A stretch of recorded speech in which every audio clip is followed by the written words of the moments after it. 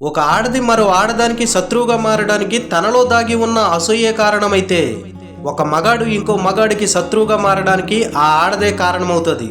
ఈ ప్రపంచంలో ఉన్న అన్ని మగ జంతువులు ఆహారం కోసం కొట్టుకోవు, కానీ ఒక ఆడ జంతువు కోసం మాత్రం ఖచ్చితంగా కొట్టుకుంటాయి. ఆడది తలుచుకుంటే తాగుబోతు మగాడిని కూడా మంచిగా చేయగలదు, బాగున్న మగాడిని కూడా తాగుబోతుని చేయగలదు.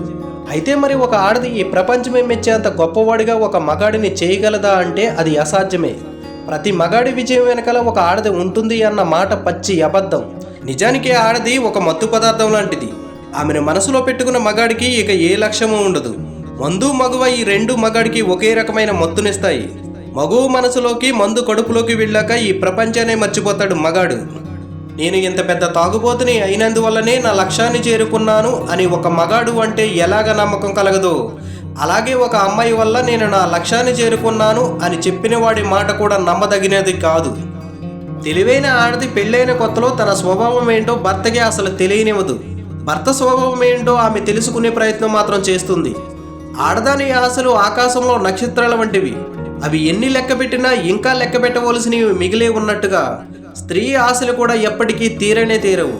మగాడి కామం వాడి కళ్ళల్లో ఉంటే, ఆడదాని కామం తన శరీర భాగాల్లో ఉంటుంది. మగాడు ఒక ఆడదాన్ని అర్ధనగ్నంగా చూసినప్పటికీ వాడు కాముద్రేకంతో రగిలిపోతాడు.